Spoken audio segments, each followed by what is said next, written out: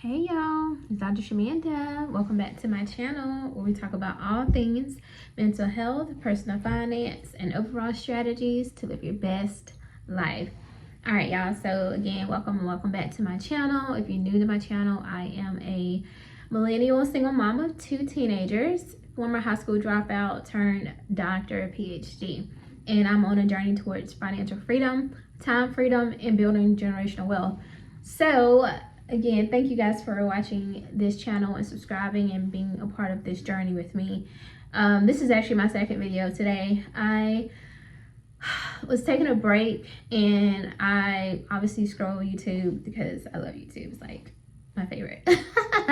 And I just saw more compilations on TikTok or TikTok compilations, and just so many people talking about how they just don't want to work anymore. And as a licensed therapist, I've been doing this work for over 15 years now, but I realized, like, you know, there's so many people dealing with what we call burnout in the professional world.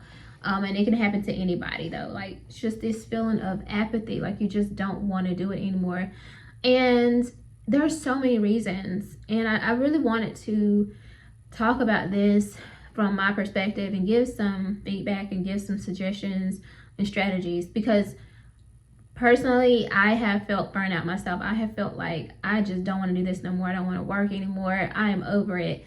And I think that, you know, I see so many comments in those videos from people like from older generation, excuse me, and they're just like, you know, millennials and Gen Z are lazy, they just don't want to work, and that's not how it was when we were growing up. And you know, how are you going to get anything in life and be successful if you don't want to work? Things like that. And I just want to come from a different perspective and kind of give you guys some suggestions and strategies that you can use that can help you get through this phase, because this doesn't have to last forever. It feels like forever, and sometimes it can feel like there's no way out, because the reality is we have to work. Like, we have to earn revenue, money to survive. Whether you're a single parent, whether you're by yourself, whether you're a caregiver, you still have to have money to take care of yourself, just to meet your basic needs: food, water, shelter. Those things cost money, unfortunately. I don't know, I'm kind of, you know, I don't know how I feel about that. Because I'm like, sometimes I'm thinking, yeah, of course you should pay for those things. Sometimes I'm like, you know, some of you guys have a good argument about how, why do we have to pay for water again? Like, this is like a natural thing from the earth. Why do we have to pay for that? But there are things that go on behind the scenes to make sure we have clean, drinkable waters, and that costs money. So anyway, let's get right into it. The first one I want to share is that in order to, you know, look at work differently, we have to redefine success beyond work. And I think that a lot of times our work becomes our full identity. It becomes everything that makes us who we are. And that's one thing that I definitely changed up this past year. I left behind the whole idea and focus about titles and climbing the corporate ladder and all that kind of stuff. None of that stuff really matters to me anymore. And I never thought that was going to be me. You know, I always had this idea that, like, I'm going to keep climbing. I'm going to be this person in this organization. Like, that stuff mattered to me. But if we can start to look at it differently and look at life beyond work, like, after we leave work, do we have friends? Do we have relationships, like romantic relationships? Do we have kids? Do we have, you know, family members that we want to spend time with? So you can kind of think about things like that, like, who are and what are the other things in my life that are important. And that means that your work isn't the main focus of your life, right? You're the main character of your life. I don't know if you've heard of that, but like, you're the main character. So if you look at your day, you know, you have these hours before you go to work, depending on what time, right? But you still have that time. I know for me, for example, some days my daughter and I go to the gym in early mornings. And so before I start working and focus on other people and what they need from me, I spend that time with my daughter.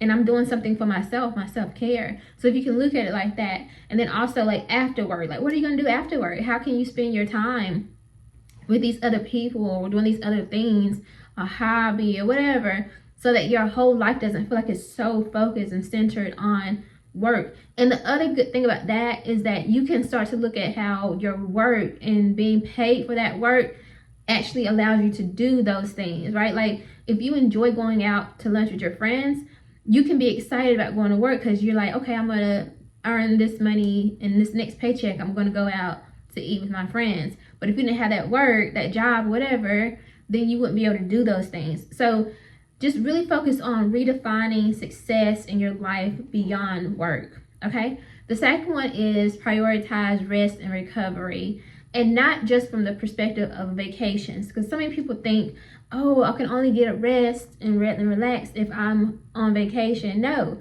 first of all, use your sick time.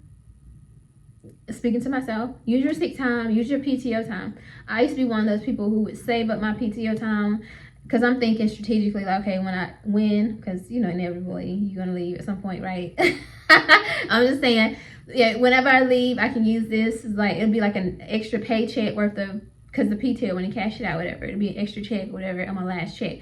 But then I realized, like, no, I need to use this now. Like, this is what it's for. It's part of the benefits of this job. This is part of what they're paying me, like my compensation, excuse me. And so, you know, use that time, you know, use that PTO time to kind of break up your weeks, right? And the monotony of work. Because like for me, for example, I definitely made a commitment that I was going to have at least one mental health day per month. I used to not do that. I would go like 6-7 months without even taking a day off. I would work just Monday through Friday, no days off.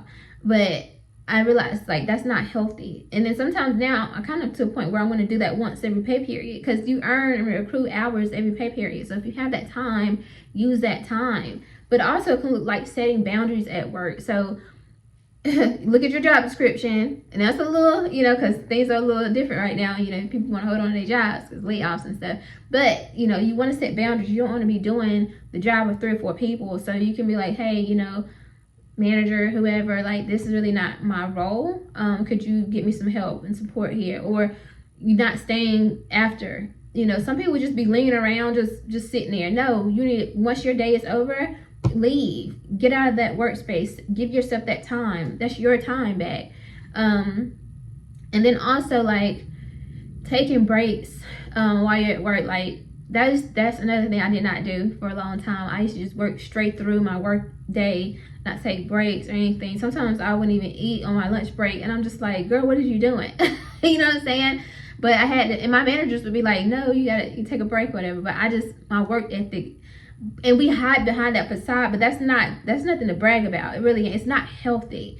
So you want to take those lunch breaks. Even if you're not eating lunch, go take a walk. Go walk around your building or something. I don't care. Go sit in your car and scroll on TikTok or Facebook. Just take your break. Literally, take a break, really. And then also, after you get off work, build in some time to take a nap or to meditate. I know that somebody who, like, on their lunch breaks and stuff, they take a nap. Like, literally. And then if you work remotely, I know some people who, they take a nap on their lunch break because they're at home. So however you need to do that, but build that time in after work too, for you can just kind of decompress from the day. The third one is heal your scarcity mindset.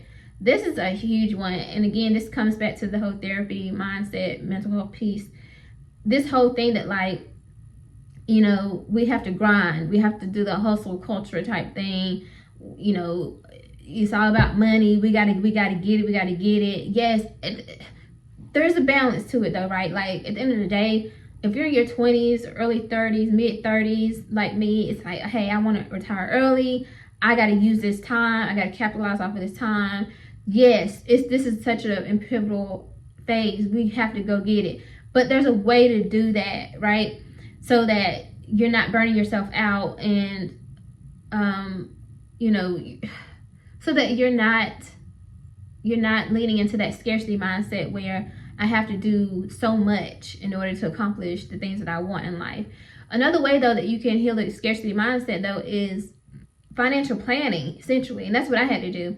Is, again, I talked about this in another video, But if you look at your budget, most of the time there's some room there, or you're gonna have to create, increase those streams of income so you can have that gap.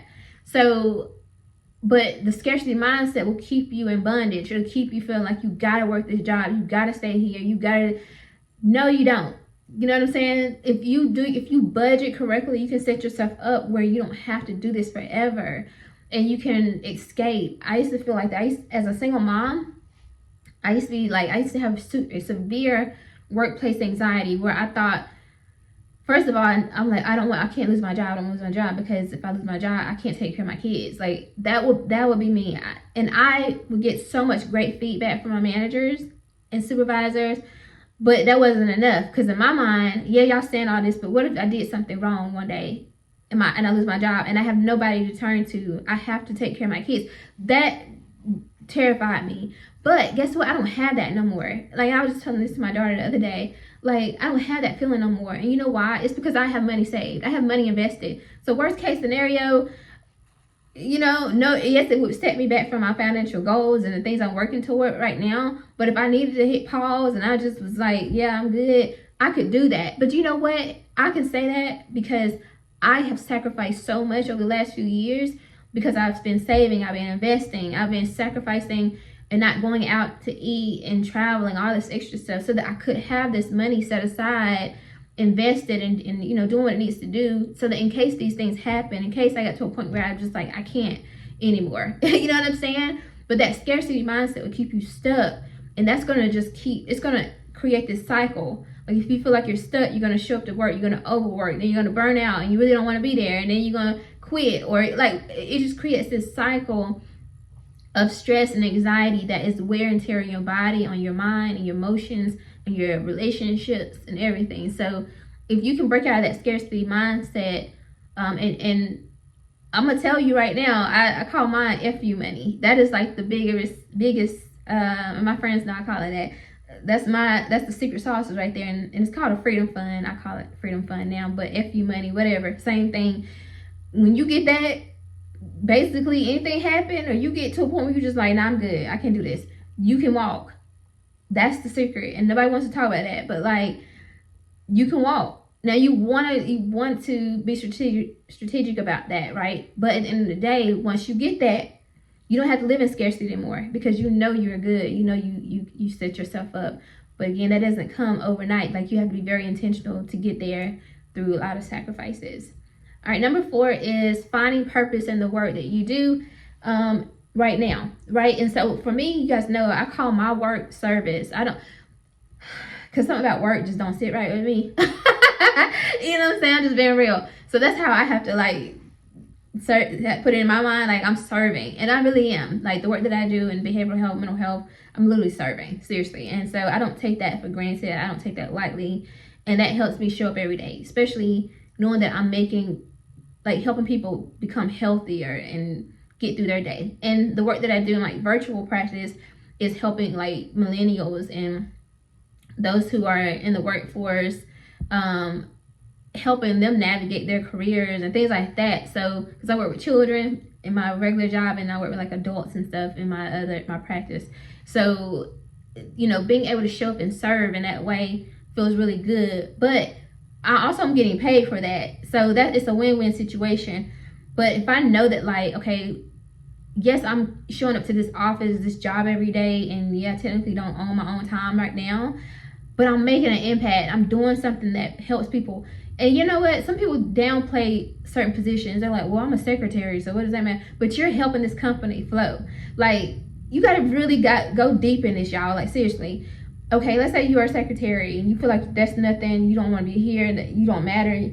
But guess what? That company, that office couldn't run without you effectively. Seriously. So the people that, in order for them, like let's say you're working in a healthcare practice or whatever, and like with doctors and stuff like that, in order for, so I was going to get in the text messages, in order for that practice, like those doctors or whoever, to see the patients and everything like that, they need you to keep things organized. They need you to schedule those patients, to collect payment or whatever it is that you do, in order for that to run smoothly. And guess what? You're not just helping those medical providers, you're also helping those patients. Because imagine when you feel sick, when you come to the office, you want somebody to check you in real quick, get you set up so you can go see that doctor so you can feel better. So you may think that your job doesn't matter and that's just like this little job, this ain't nothing, but it is. And so if you show up every day, okay, I'm going to serve, I'm going to give back, I'm going to do this, and I get to make some money doing it.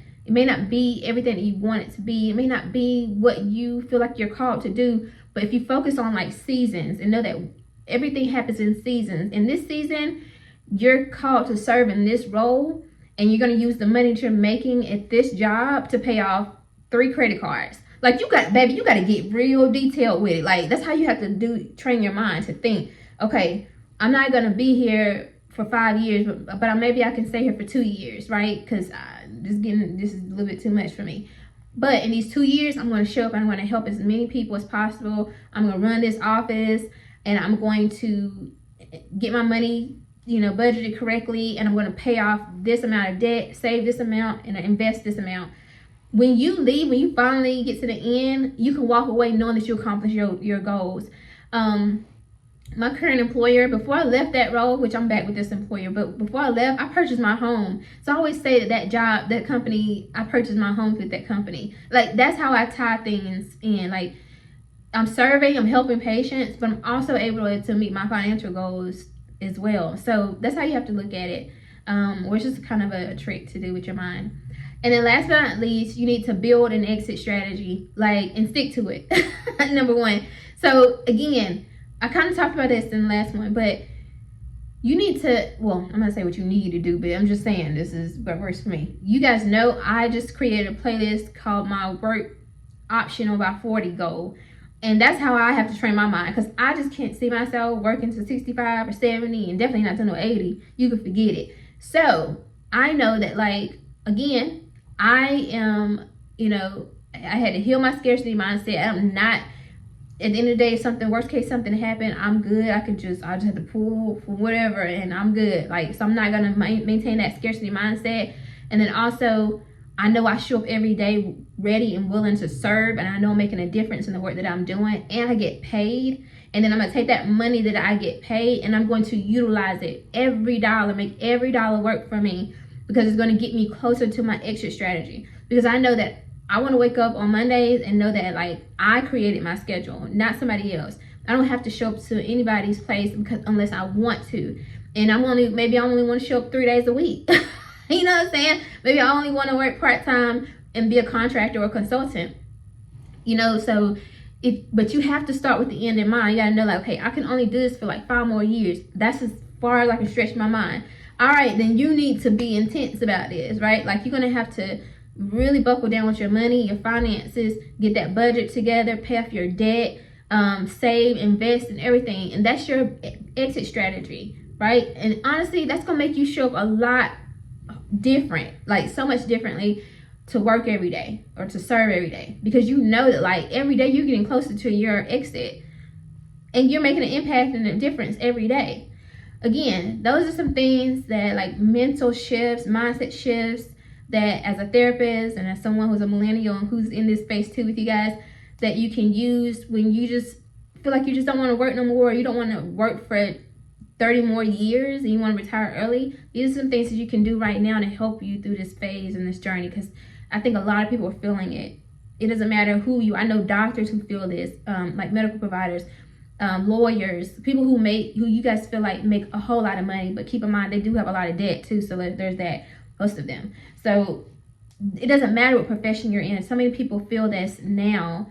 So again, this can be utilized by anybody. Okay, now if you make a little bit of money, or if you make a whole lot of money. So either way, hope this helps you guys.